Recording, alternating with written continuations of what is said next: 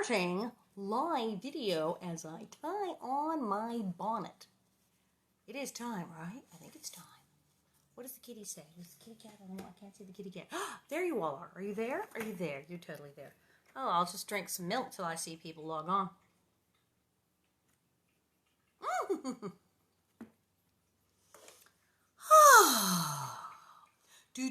Hi! Yes, it's Alison, and it's that time again. It's 1:30-ish. It's time to read a book. So, today is May 12th. May 12th. What? Wow. It's the 12th. Or isn't it bright? It's much brighter in here now, isn't it? Yeah. It was crazy. Yesterday, it was like super hot and warm, and so I shut the blinds because it was like the sofa was going to burst into flames from the beams of sun.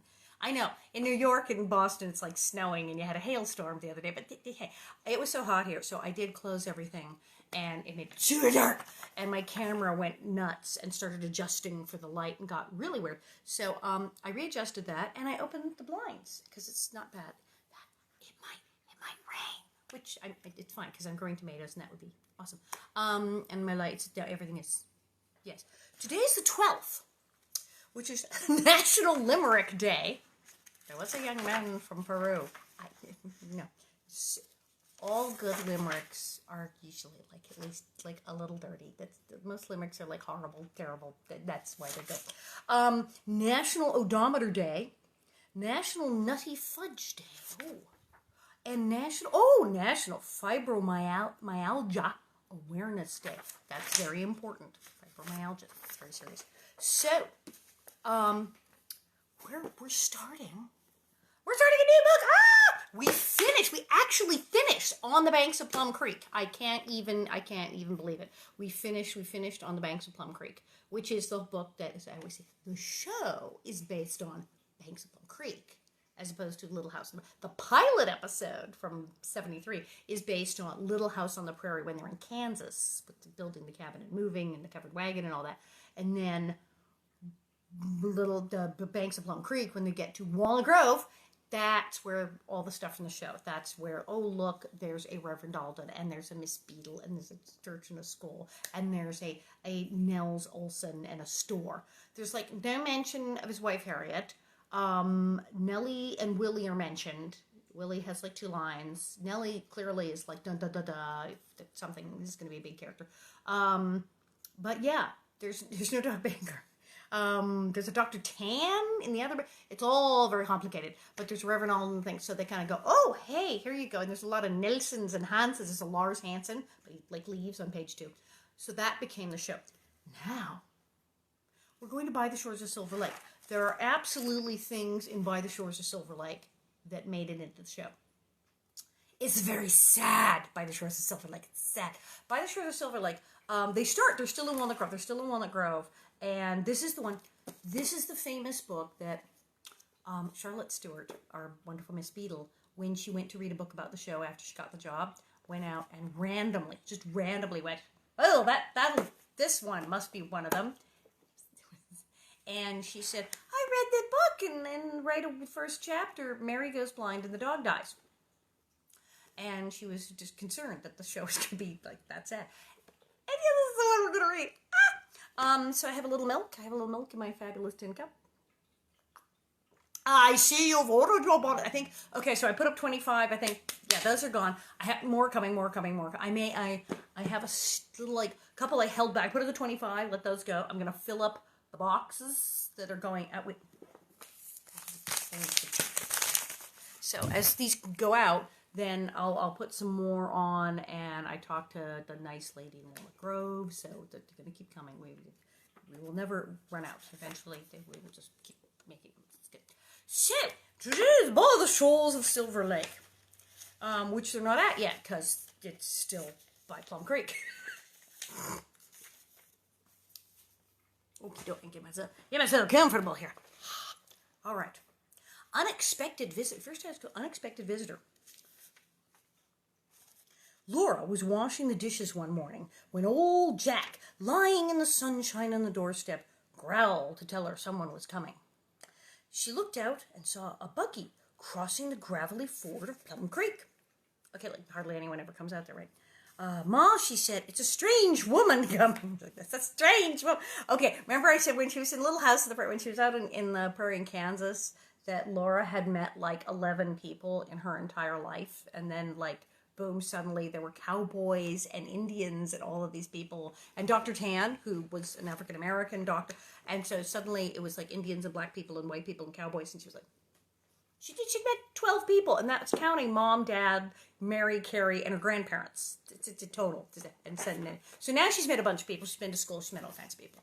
But they don't get out much, and the Nelsons, I think, from down the street are the only people to visit. So there's a strange woman. Ma sighed.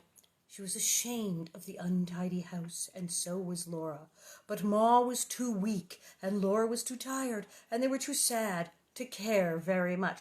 Oh, what? Wait, wasn't it just Christmas? What happened? That house is always clean. Now we even read it. Spotless, but they like scrub every surface in that house. It's the craziness.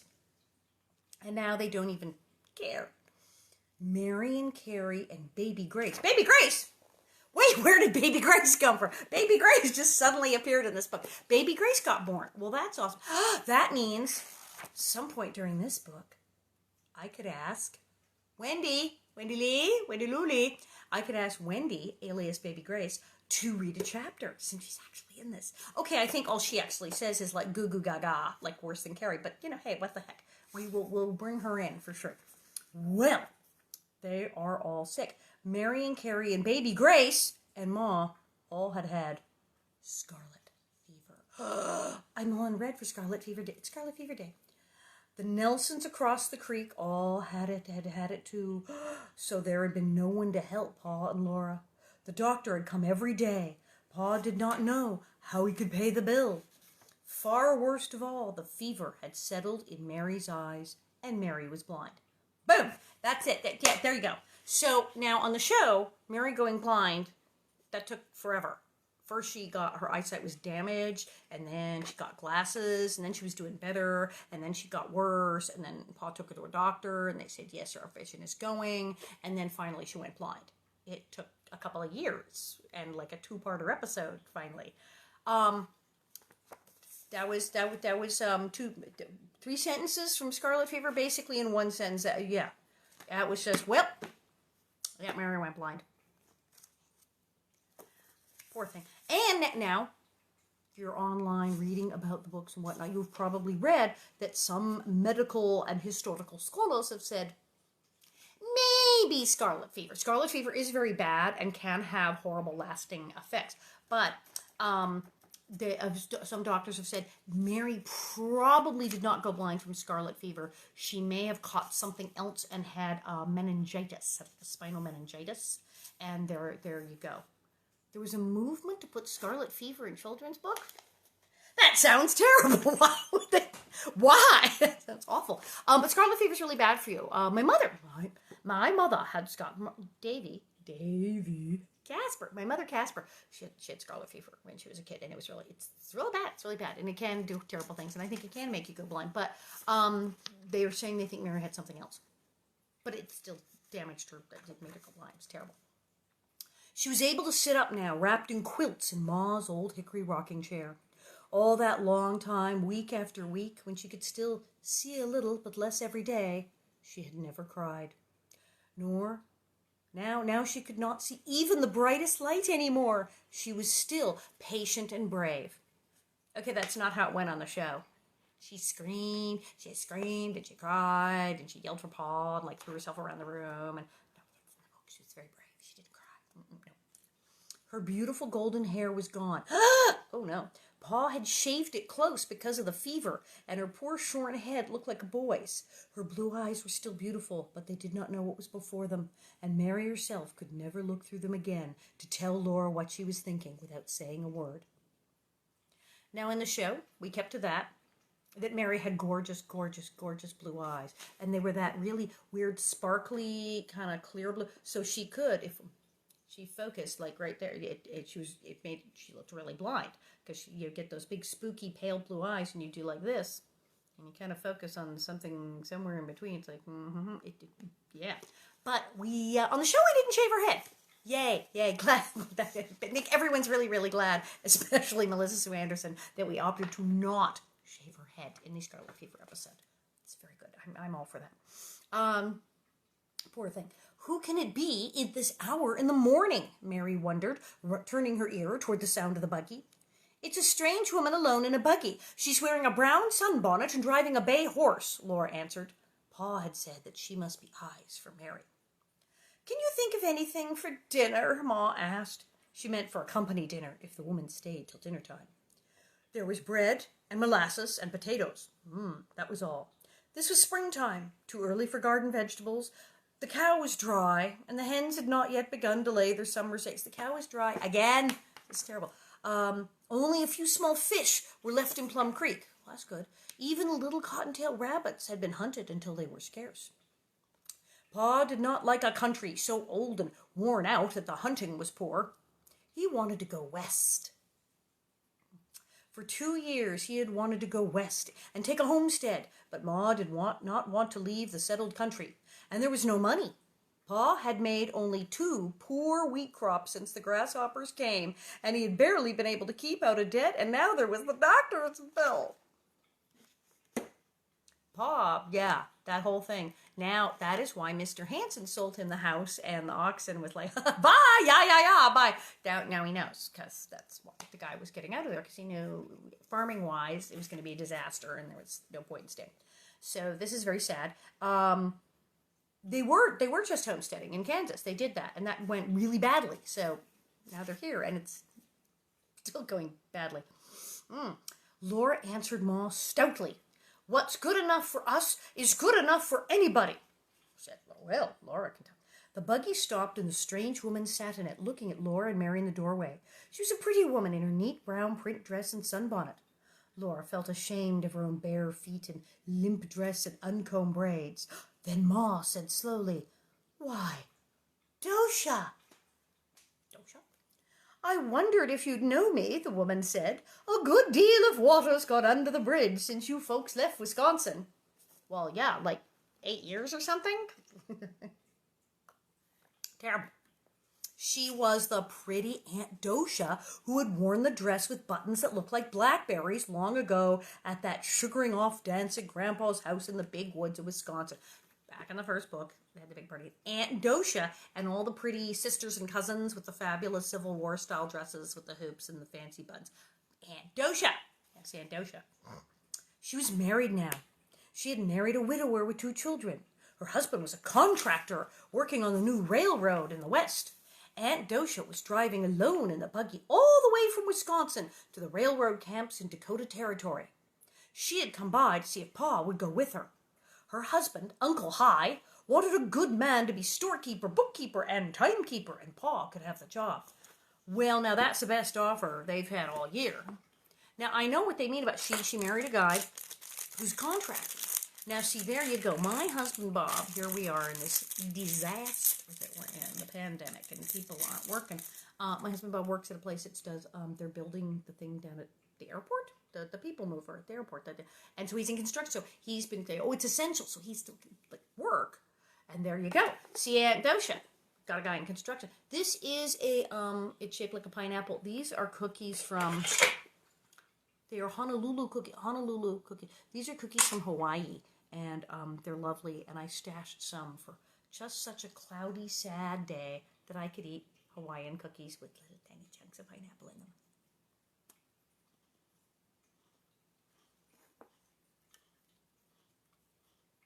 They're so good. I should set aside some kind of like really summery treat for when you're having like a cloudy, miserable day.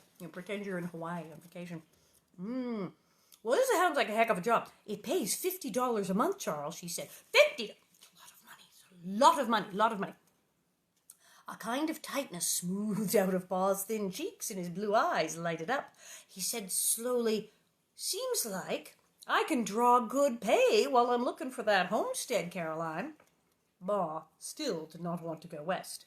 She looked around the kitchen at Carrie and at Laura standing there with Grace in her arms. Charles, I don't know, she said. It does seem providential, $50 a month. But we're settled here. We've got the farm. Which is not really going very well, the farm. Listen to reason, Caroline, Pa pleaded. We can get 160 acres out west just by living on it, and the land's as good as this is or better. If Uncle Sam's willing to give us a farm in place of the one he drove us off of in Indian Territory, I say let's take it. The hunting's good in the West. A man can get all the meat he wants. Well, he has a point. They did the homesteading thing in Kansas, and then they said, oh, sorry, we made a total mistake. You can't live here. So he's kind of like, no, I was homesteading. They owe me one. They owe me an extra homestead. There's the point. And she's offered $50. That's a lot of money. Laura wanted so much to go that she could hardly keep from speaking.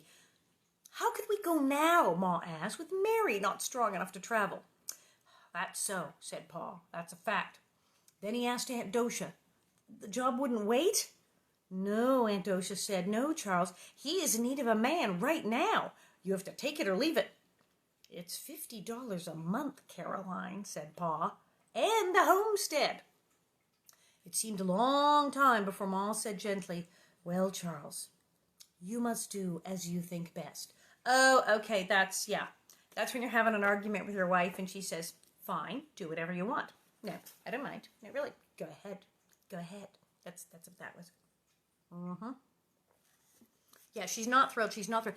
I think Pa, though, is right in this one. Usually he always wanted to take these offers and run off and go, but things are going horribly here. I mean, they didn't do well in the other place, but this place, they've been sick.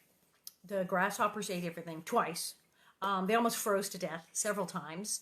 They're too far from everything. I know he wants to live in the wild, but it's not going well. Things have not gone that well, and they're still broke and starving. And I'd be like, saying maybe we should go. $50 a month is way more than he's ever made doing anything. And there's a homestead. Also, people they actually know. And notice that Caroline's sister isn't starving and living in a shack with barefoot children. No, her sisters, her family, she's off married to this guy and has her own buggy and is traveling cross country by herself and hitting up people for jobs. I'm thinking they should go move with the more successful relatives and take the job and I think so. Well, $50. I'll take it, Dosha. Pa got up and clapped on his hat. Where there's a will, there's a way. I'll go see Nelson. Laura was so excited that she could hardly do the housework properly. Aunt Dosha helped, and while they worked, she told the news from Wisconsin. Her sister, Aunt Ruby, was married and had 2 boys and a beautiful little baby girl named Dolly Varden. Dolly Varden. Uncle George was a lumberjack logging on the Mississippi. Uncle Henry's folks were all well, and Charlie was turning out better than had been expected, considering how Uncle Henry had spared the rod and spoiled that child. Do you remember Charlie? There was a cousin Charlie, and he was kind of an idiot. He was like really spoiled, and he was the one who kept like throwing himself off of tree stumps and face down in rocks and hurting himself. He was not too swift. So Charlie has turned out better than to be expected. My phone's ringing. Everyone knows I have this reading. I don't know who that is. Uncle Henry had spared the rod. Yes, Grandpa and Grandma were still living in the old place in their big log house. They could afford a frame house now, but Grandpa declared that the good sound oak logs made better walls than thin sod boards. Even Black Susan, the cat that Laura and Mary had left behind when they rode away from their little log house in the woods, were still living there. That kitty! They had a black kitty. You saw my black. Yes, you all saw Morticia. I put out pictures. Yeah, she's napping again. She's still mad that we made her go to the vet. But yeah, so they had a cute little black kitty, and the black kitty cat is still alive. She must be very old by now, that cat. The little log house had changed hands several times, and now it was a corn crib. But nothing would persuade the cat to live anywhere else. Okay, this is how tiny that house was. Somebody went, that's not a house for people to live in. It's a corn crib. And they just used it to store corn. And this is the Ingalls standard of living. They really need to move with relatives. Go to the relative's house. But the poor cat, no, nothing could persuade her to live anywhere else. She went right on living in the corn crib. sleek and plump from the rats she caught, and there was hardly a family in all the country that didn't have one of her kittens. They were all good mousers, big-eared and long-tailed like Black Susan. Oh, she sounds just like my cat. Dinner was ready in the swept neat house when Pa came back. He had sold the farm. Finally, Nelson was paying $200 cash for it, and Pa was jubilant. That's actually pretty good. That'll square up all we owe. Good. And leave a little something over, he said. How's that, Caroline? Well, okay, that's like amazing. Yay. I hope it's for the best, Charles, Ma replied. But how? Wait till I tell you. I've got it all figured out, Pa told her. Well, I might be a little nervous because Pa says he has it all figured out. Pa has not figured things out very well. But I'm thinking, he got a decent price for the house. He's taken the $50 job. Maybe things are looking up. Oh, figured out. I'll go with Dosha tomorrow morning. You and the girls stay here until Mary gets well and strong, say a couple of months. Nelson's agreed to haul our stuff to the depot, and you'll all come out on the train. Laura stared at him. So did Carrie and Ma. Mary said, on the train? They had never thought of traveling on the train. Laura knew, of course, that people did travel on trains. The trains were often wrecked and people killed. She was not exactly afraid, but she was excited. Carrie's eyes were big and scared in her peaked little face. They had seen the train rushing across the prairie with long, rolling puffs of black smoke streaming back from the engine. They had heard its roar and its wild, clear whistle. Horses ran away if their driver could not hold them when they saw a train coming. Ma said in her quiet way, I'm sure we will manage nicely with Laura and Carrie to help me. Okay, Carrie's old enough to help now, which is good. So, trains. Now, again, we love Laura and the Ingalls and their family, but, I said, Pa, not so smart, with the business deals. It's pineapple flavor. It's delicious.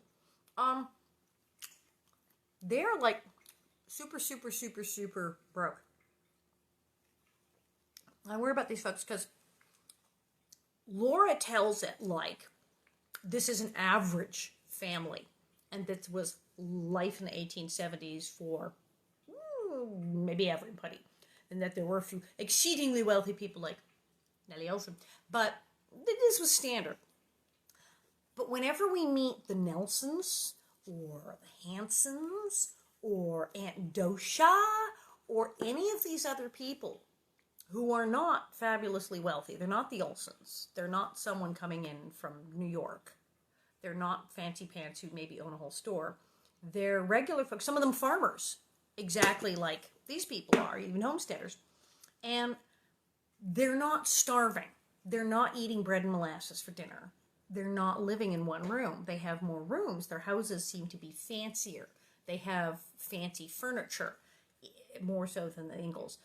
Their house in the big woods was eventually turned into a corn crib. I don't think the other farmers weren't living in houses that could qualify as corn cribs. They were a little more advanced. They're really hard up. They did not do so well with the farming and the picking of places. They had terrible luck. And then, as I said, Pa going, what, grasshopper weather? Like not quite getting it, that they're warning him. Dosha shows up, and she's gorgeous in this beautiful dress and this buggy, and the Ingalls are standing there, and they're, like, malnourished and ill and barefoot and in debt, going, I guess. And she's like, no, really, just come, we have a job. Like, maybe they sent her, like, go see if you can do something about those people.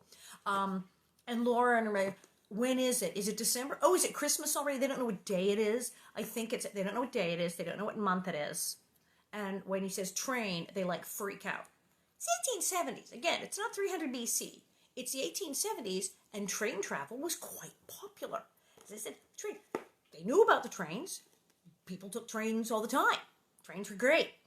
And they've never been on a train, and they're terrified, and she's talking about a train, like it's this really far out, like he's asked them to do interplanetary travel, like worse than an airplane. Like he seriously said, well, we're going to take a, interstellar shuttle.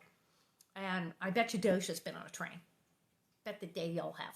And she's never seen a Christmas tree. Put a little shrub in the corner, and these are not things that everyone else is doing. These are not like par for the course, average person 1870s. They're really not in good shape. She's not socialized. She didn't go to school till she was 8, which is amazing that she became an extremely literate person and author. But they're very isolated and very, very broke, and keep having horrible crises hit them constantly. And they're really having a much harder time than other people in the 1870s. And so average folk in the 1870s are actually doing much better in many ways than the poor Ingalls. They are having Laura's like, oh, this is totally normal. Actually, no, this is like a tragedy. This is like terrible things keep happening to these people. Grown up. You know what's going to happen. You know what's going to happen. Laura's getting older, which means Jack is really old now. There was a great deal of work to be done, for Pa must leave early the next morning. He set the old wagon bows on the wagon and pulled the canvas cover over them. It was almost worn out, but it would do for the short trip. Oh, they're loading up the covered wagon. Aunt Dosha and Carrie helped him pack the wagon while Laura washed and ironed and baked hardtack for the journey. She's gotten much older. Carrie, who up until now was going dandy and may make circles, she's now helping. She's helping load things and tidy like Laura did. And Laura is ironing. She's not a little girl anymore. You don't have 7-year-olds don't generally iron. So she's old enough to do ironing, bake the hardtack. So she's getting a little older here. In the midst of it all, Jack stood looking on. Everyone was too busy to notice the old bulldog, till suddenly Laura saw him standing between the house and the wagon. He did not frisk about, cocking his head and laughing as he used to do. He stood braced on his stiff legs because he was troubled with rheumatism now. The family has scarlet fever, they survived malaria, and now the dog has rheumatism. I told you, these people, though, they can't catch a break. They cannot catch a break. These are way more bad things happening to one family than is actually normal. This isn't all 27 things back to back did not happen to like the Nelsons, the Hansons. It's the same. Poor thing, rheumatism. His forehead was wrinkled sadly, and his stubbed tail was limp. Good old Jack, Laura told him, but he did not wag. He looked at her sorrowfully. Look, Pa, look at Jack, Laura said. She bent and stroked his smooth head. The fine hairs were gray now. First his nose had been gray, and then his jaws, and now even his ears were no longer brown. He leaned his head against her and sighed. Murr. Doggy, it's a pink one. This is pink. It's papaya flavor. Tasty. So old and tired. Oh. All in one instant, she knew that the old dog was too tired to walk all the way to Dakota Territory under the wagon, which is what they made him do when he walked all across Kansas. He was troubled because he saw the wagon ready to go traveling again, and he was so old and tired. Oh, he thought, we're going to do that thing where we walk all the way to across Kansas. We go all the way from Wisconsin through Kansas and then off to Missouri. He thought they were going to make him walk again. Pa, she cried out, Jack can't walk so far. Oh, Pa, we can't leave Jack. He wouldn't hold out to walk it for a fat, Pa said. I'd forgotten. I'll move the seed sack and make a place for him to ride in the wagon.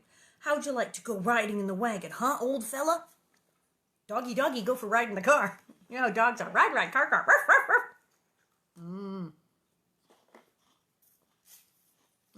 Poor dog. Jack wagged one polite wag and turned his head aside.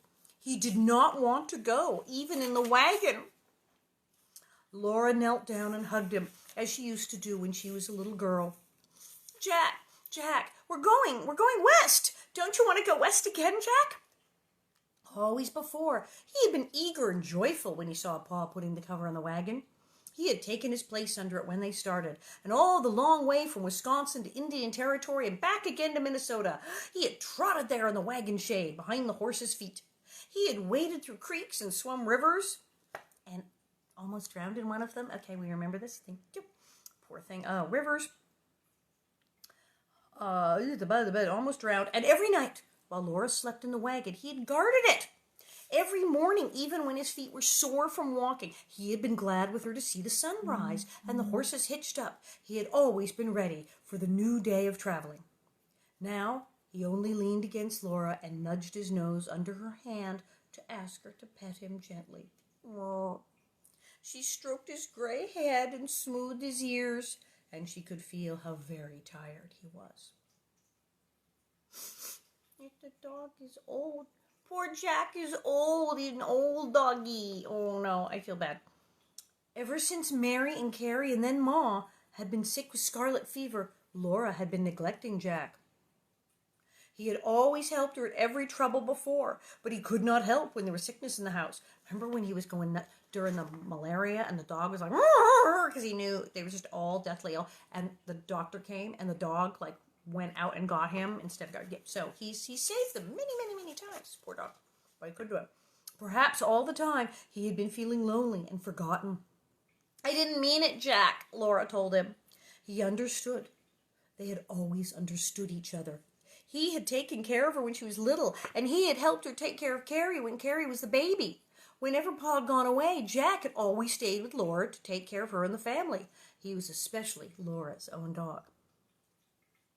She did not know how to explain to him that he must now go with Pa in the wagon and leave her behind. Perhaps he would not understand that she was coming later on the train. You take the dog on the train? Maybe back then you didn't take the dog on the train. I don't know. She could not stay with him long now because there was so much work to be done. But all that afternoon she said to him, "Good dog, Jack," whenever she could. She gave him a good supper, and after the dishes were washed and the table was set for early breakfast, she made his bed. Poor little thing. His bed was an old horse blanket in a corner of the lean-to at the back door. He had slept there ever since they moved into this house, where Laura slept in the attic, and he could not climb the attic ladder. For 5 years he'd slept there. Finally a timeline. Okay, so she's like 8, and it's 5. She's 13. She's okay, finally. Now things are making sense. Thank you. Poor thing. 5 years he had slept there, and Laura had kept his bed aired and clean and comfortable. But lately she had forgotten it. He had tried to scratch it up and arrange it himself, but the blanket was back down and hard ridges. She didn't make the dog's bed. He watched her while she shook it out and made it comfortable. That's good. He smiled and wagged, pleased that she was making his bed for him. She made a round nest in it and patted it to show him that it was ready. He stepped in and turned himself around once. He stopped to rest his stiff legs and slowly turned again. Jack always turned around 3 times before he lay down to sleep at night. He had done it when he was a young dog in the big woods, and he'd done it in the grass under the wagon every night. It was a proper thing for dogs to do.